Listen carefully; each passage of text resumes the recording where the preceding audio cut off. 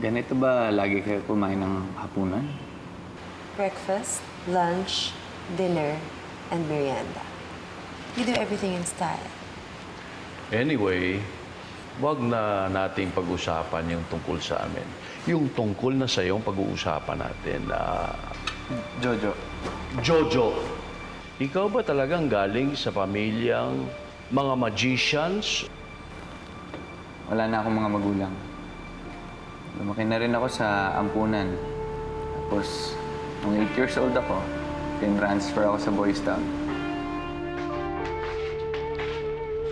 Buwa. Gumatakot. Welcome ka dito, di ba? Kaya pala ako welcome. Kasi gagamitin nila ako sa pagnanakaw. Maliit kasi ako. Kaya kong lumusot kung saan-saan.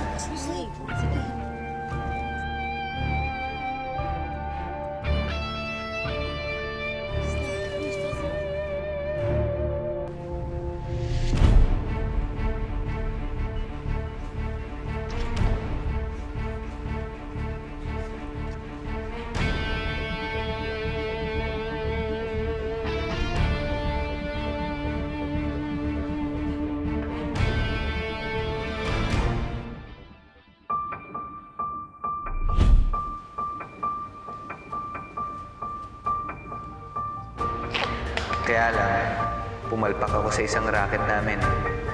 Pinasok namin yung bahay ng magician. Nahuli ako.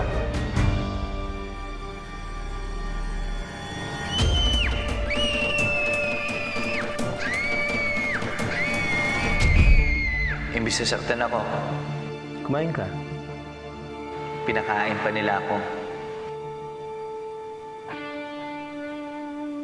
Pinakitaan din ako ng tricks ni Ama. Amazing Ama.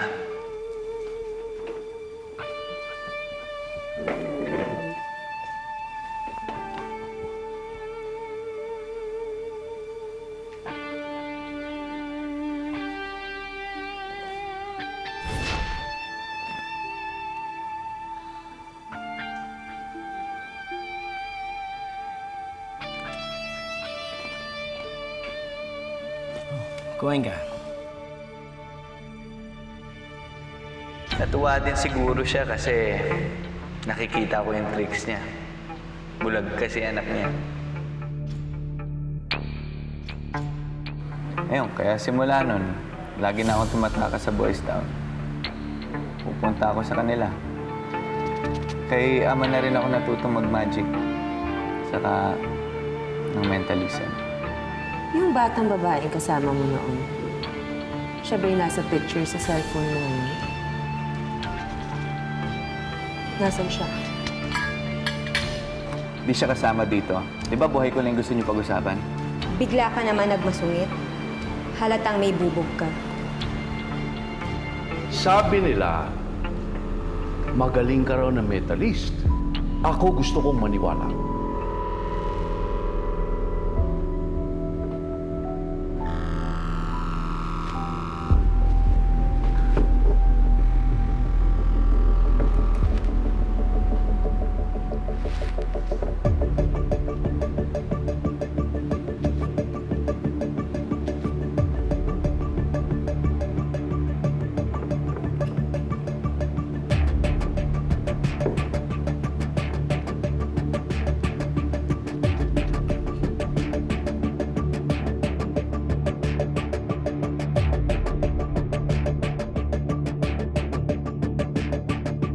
Saan niyo gusto pumunta? Anong probinsya? Syudad? Bansa? Saan? Germany. Rome. Doon bagay ang pangalan ko. Lugar niya ng mga valuable items. I like the way you think, Venus. Paano kung sabihin ko sa inyo na kaya ko kayo dalhin sa Roma ngayong gabing ito? Basta pumayag lang kayo na mapasailalim sa aking hypnotism. Pwede mo subukan. Pero baka hindi gumana sa amin ni Papa. Masyado malakas ang willpower namin. Okay. Pwede subukan natin. Ipikit ninyo ang mga mata ninyo.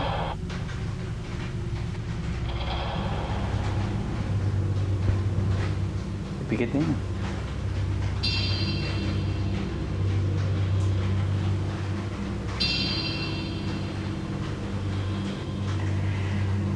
Ngayon, sundan niyo lang ang boses ko.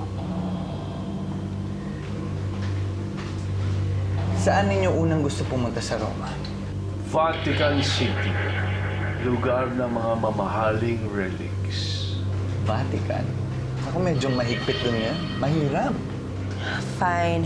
Colosseum. Pero sa gitna ng arena. I want to feel like a gladiator. Pwede. Doon pwede. Ngayon, magbibilang lang ako hanggang 3. Pagkatapos nun, buksan ninyo mga mata ninyo. 1, 2, 3.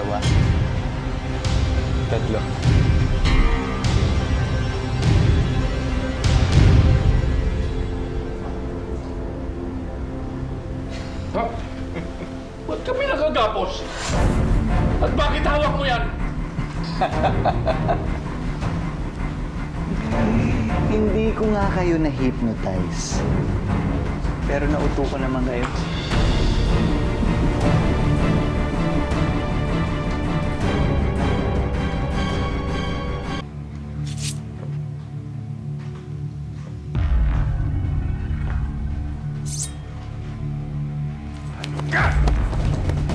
Walang yara.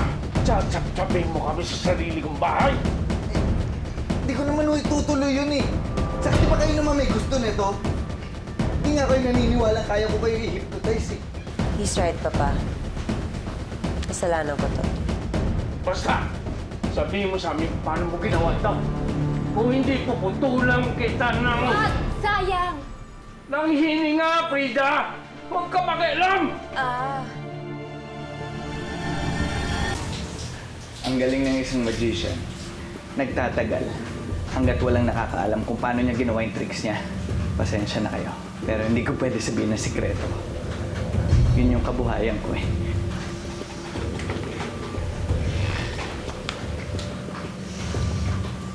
Relax, Papa. Hindi mo na siya kailangan tanungin. Nalaman mo yung sagot sa wall clock, diba? Am I right?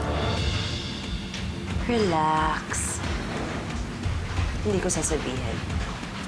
Your secret is safe with me. Pero anak, sasabihin mo sa akin yan. Alalahanin mo, ama mo ako. Hindi ka pwedeng magsikreto sa akin. Sigurado kayo, Sir Leandro? May alam ako kay Miss Venus na itinatago niya sa Frida! Lahat naman tayo dito may mga sikreto, di ba? Kahit naman kayo eh.